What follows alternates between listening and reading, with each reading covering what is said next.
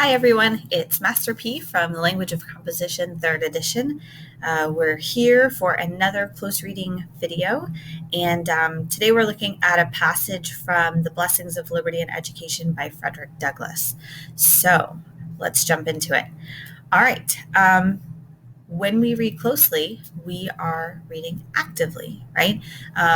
We're reading with intent and purpose, and those purposes include revealing layers of meaning, and better understanding strategies and style that professional writers use to create their arguments. So, our tools, we will need our copy of the Language of Composition 3rd edition.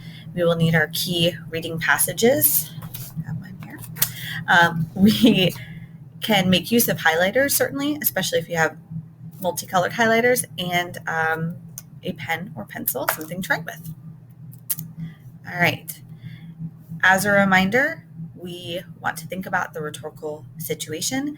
We're looking at how a text is informed by the speaker, the audience, the subject, and how those elements are shaped by the larger context, the historical context, the contemporary context, and also the occasion, that spark, that reason for writing whatever it may have been written that we're looking at.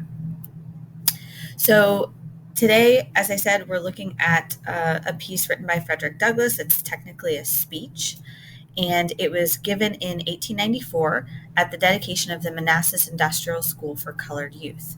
So again, we're kind of looking at this. We're looking at the rhetorical situation from a lot of different angles. We can look at the history of this location.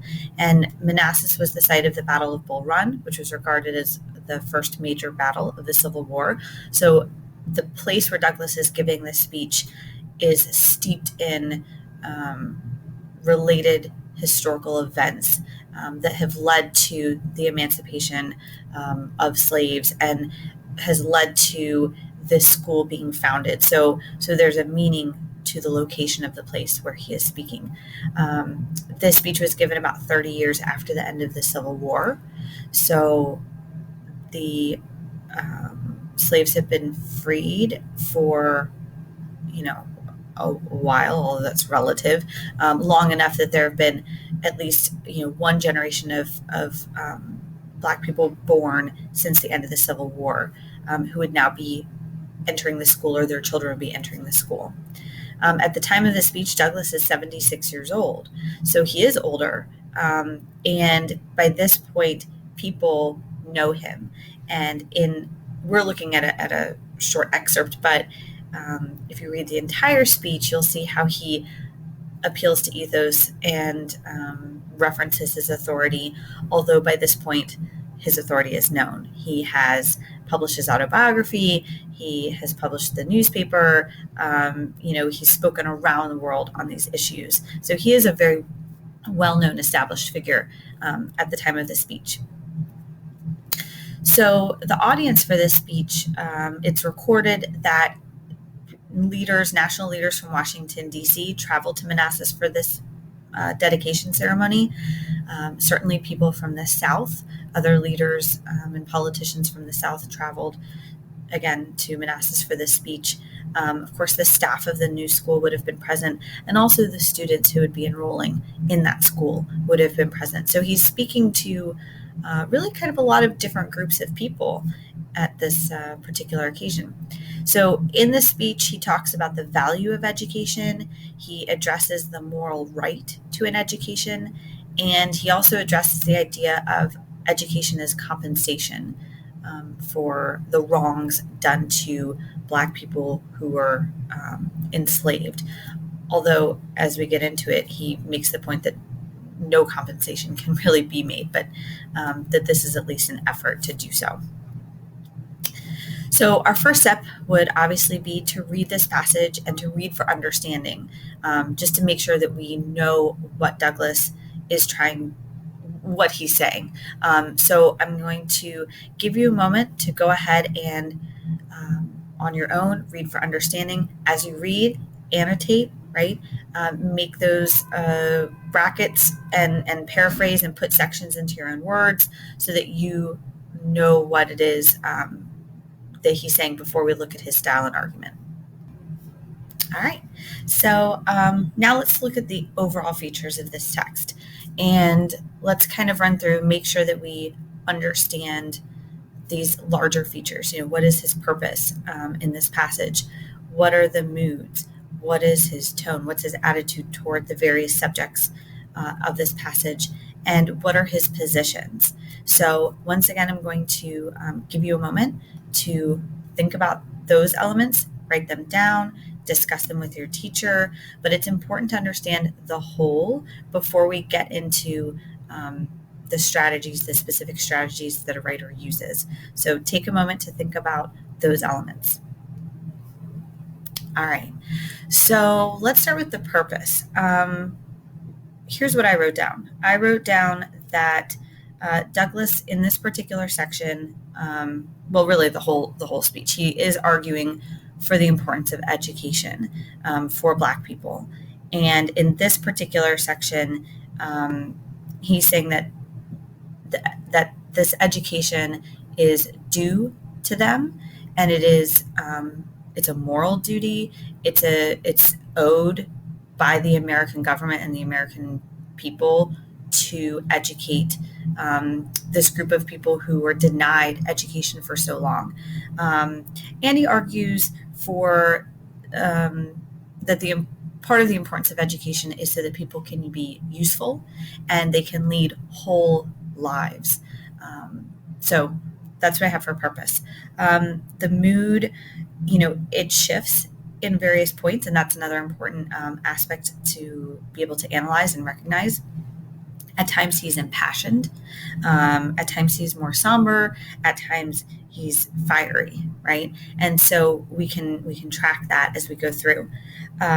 His tone, of course, his tone toward education, I described it as reverential. That was the word that I came up with. And his tone, his attitude towards slavery, at first, the first word that popped into my mind was critical. But then I thought it goes beyond criticism of slavery. And, sometimes with tone, the hardest thing to figure out is the word that best describes the way the writing makes you feel. And so I actually did a Google search for synonym of critical because I knew that wasn't quite the word I wanted. So the words that I found were censorious, which I love, and scathing. And those words, I think, especially scathing, really get at his tone more so than critical. So just keep that in mind when you're thinking about tone. The more precise the word you use, the more you really get at an accurate description of the tone. And sometimes you do have to use a resource to help you find that particular word. So, okay. And then finally, position. Again, I think that the idea that education is a moral right for everyone, every human being. Okay. So our next steps, we understand these pieces of the whole. Now we want to we want to get into that annotation and look for what we need to notice in terms of understanding what he's saying, his style, his argument. We can use a graphic organizer to corral our thoughts, and then we can use that graphic organizer to help us write in sentence form this rhetorical analysis. All right, so again, understanding, style, and argument. Those are the three areas where we could annotate. Okay, so let me switch over to this particular passage and let's take a look. There's so much here, and I'm not going to be able to, in this video, point out everything. But that's the great thing about you being in class and with your teacher and your classmates. You can go back and do so much more of this too.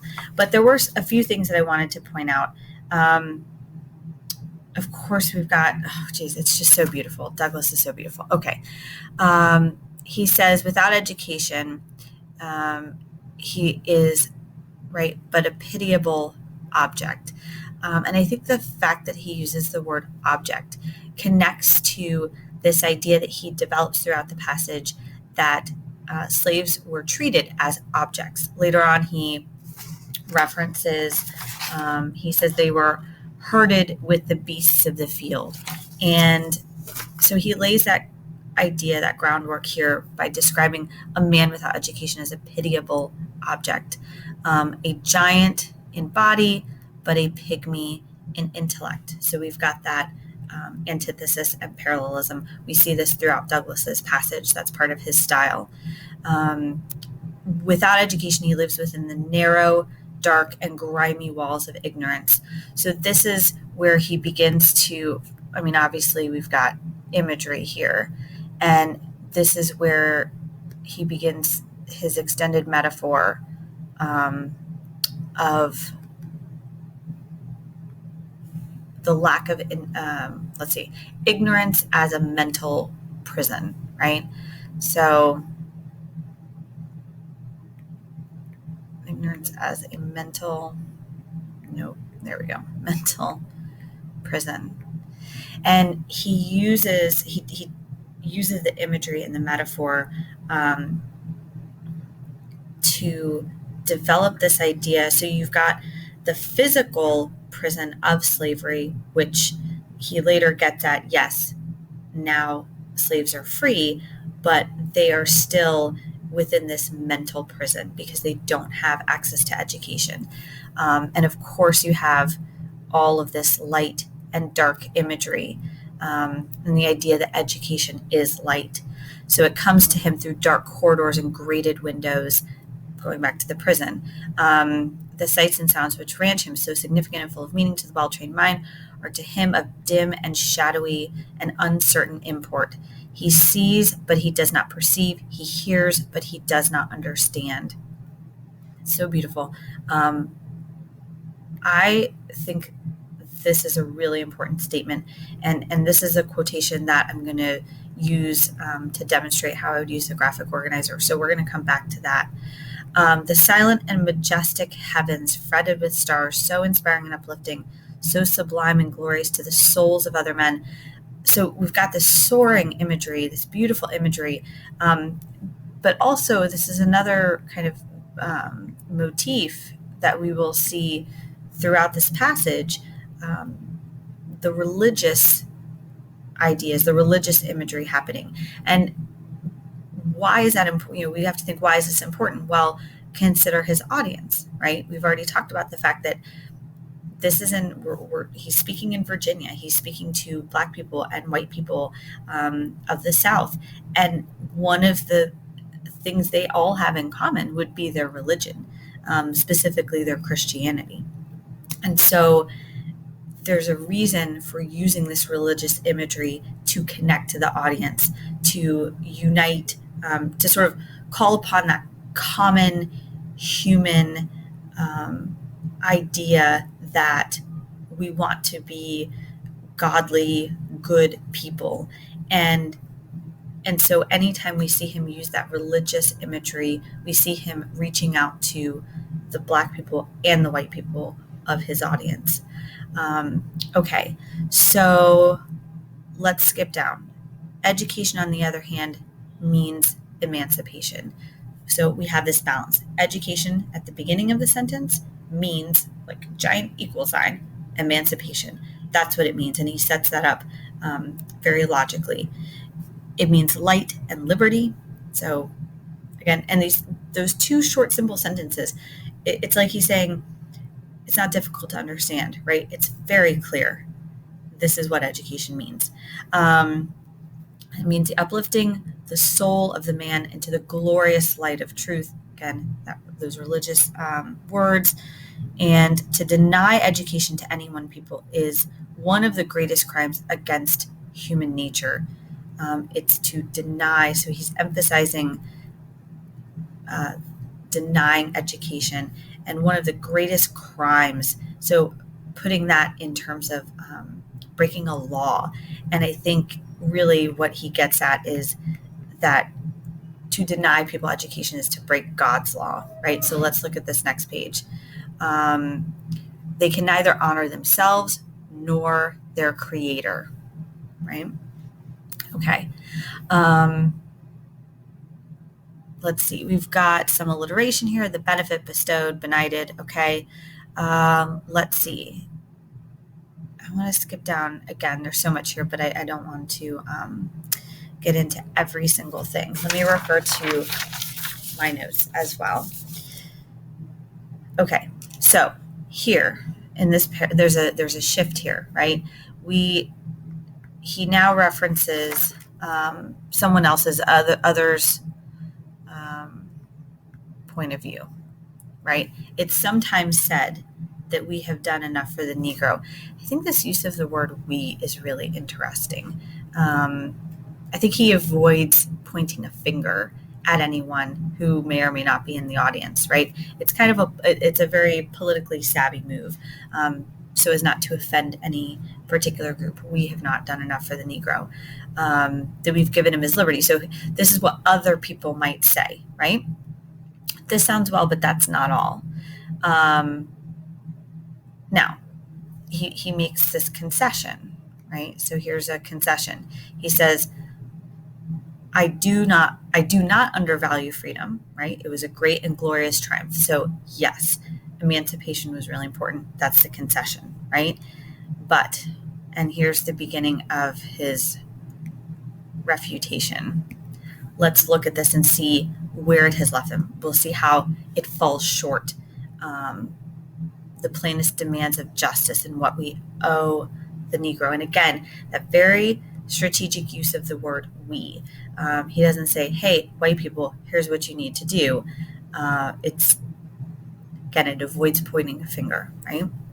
Okay, so now he goes into how you really can't compensate. And let's see. And he says here, it's not just about the physical, right? It goes beyond the physical wrongs. There are mental and moral wrongs that occurred for 240 years. So he specifies the amount of time. The light of letters was denied to him. So again, going back to education as a light, something that is good and pure. And the gates of knowledge were closed against him. So this metaphor, but also the idea of gates as another nod to religion, the pearly gates, this idea of a gatekeeper that they were not allowed in. Okay. Then he's driven from time to eternity in darkest ignorance. And now we have a lot of imagery here with darkness. And I referenced this before, herded with beasts of the field, without marriage, without family, without schools, and without any moral training. That repetition and that listing of here are all the things which were denied to this group of people. Okay, let's see. Then we get here. And I think after all of this building, to then in the middle of this paragraph, it builds, and then this short, simple sentence, to them, no recompense can be made, right? And then we build again. If the American people could put a schoolhouse in every valley of the South and a church on every hilltop, supply with a teacher and preacher, each respectively, and welcome the descendants of the former, this cumulative effect, even if you did all of these things, right, would not compensate their children for the terrible wrong done to their fathers and mothers. So here's where we see, I think, that this is part of that scathing tone and that really fiery, impassioned moment. And it's really interesting that he makes this point because the speech is supposed to be overall very hopeful. It's a dedication to a school, but he really, I think, goes after this idea with all of this imagery that they suffered and died, and just hits people very hard with the idea that, yeah, we're dedicating a school and that's a great thing, but let's not forget what happened before. And you can't make up for that exactly. Okay, so he builds that and then he goes, I have another complaint. So this, again, short, simple sentence, like, boop, we're going to move on to another complaint I have. And so here we have this counter argument to another idea I'll just abbreviate that one, that the colored people of the South have made but little progress since their emancipation. So he says, that's what you're saying, but here's my counter argument. And he also points out, he makes this point about Russia being more liberal and humane to its emancipated slaves than the American government. They were turned loose without anything, naked to the elements. So like this Adam and Eve, right, being tossed out of the Garden of Eden, another religious reference there. Then we have this shift. He refers to himself as one of the number of the enslaved. So going back to his own ethos, he says he still observes with pleasure and gratitude every effort of our white friends and brothers. So we've gone from that really strident criticism to now more of a conciliatory way of pointing out that he is pleased, grateful for these efforts, and refers still to the evils, but the fact that he rejoices in the efforts being made today. So that's a lot. Okay. So let's go back to our slides.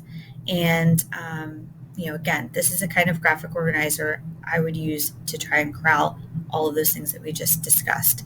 So I mentioned before the quotation that I wanted to look at in particular, although you could choose any of these.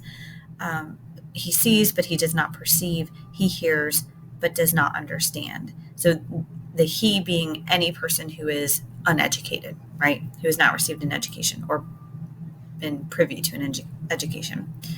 So the way that I paraphrased it, I said a person without an education can observe situations but not know why they exist. He can hear ideas but not understand them. I noted the paradox, the use of paradox, and also parallelism as the rhetorical strategy. And then I said the effect is that